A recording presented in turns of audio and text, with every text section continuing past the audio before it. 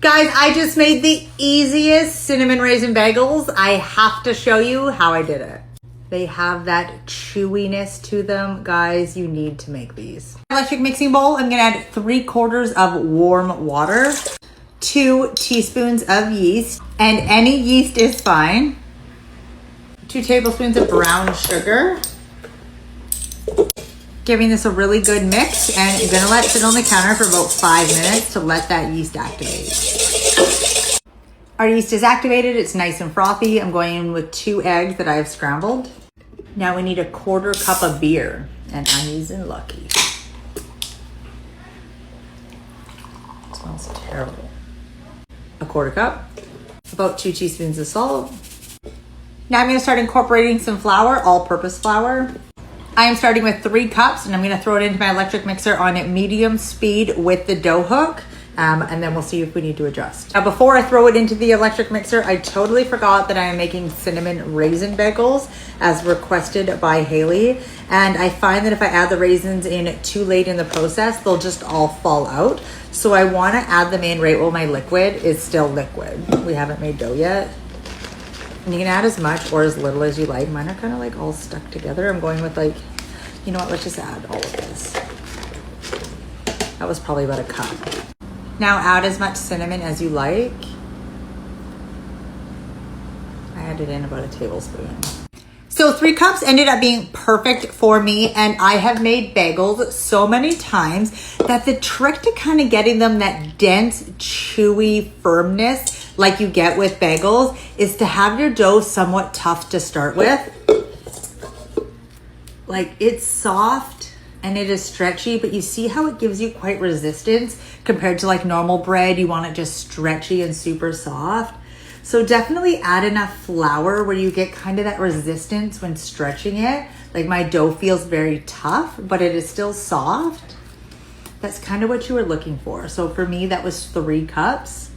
And this is how the texture and dough is. Now I'm gonna spray my bowl with a little bit of olive oil. Putting the dough in. We're gonna cover it and we're gonna let it double in size about 1 hour. The dough smells so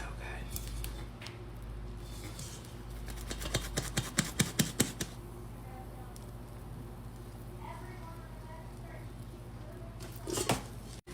All right, I'm gonna cut this into 8. I weighed them. They are around 140 to 150 grams each. Now with each piece, I'm going to stretch and roll them into like a little ball. This is just how I do it. Like that. I like to put it on the counter. Like that. I'm gonna put it to the side and I'm gonna keep going, stretching, rolling. Like that. Our bowls are rolled. Now, take each one and we're gonna pierce it through the middle. Like that. And you wanna stretch all around. Wanna make the hole kind of big because it will shrink as it bakes. Kind of like that. And I'm just gonna keep going with the others. All right, my last one. We're gonna cover them and let them do a second rest. Now, I really didn't want to bring you guys over to the stove, so I'm just gonna do it here really quickly. I brought 8 cups of water and 2 tablespoons of brown sugar up to a boil. And the bagels have done a second rest for about 30 minutes. I also have a cookie sheet lined with parchment paper just to the side. Taking in our bagels. We're gonna do this in a couple of batches. We only wanna let them soak for maybe 30 seconds. About 15 seconds on each side.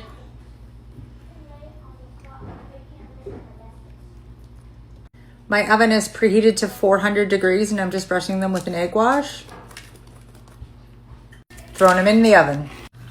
Guys, they speak for themselves. Look at how beautiful those bagels are. They baked for 20 minutes at 400 degrees. And you guys, like, you'll never need another bagel recipe, I promise you. This is Harper's little buddy, Tenley, and she actually comes over to see me. She just pretends she's here for Harper.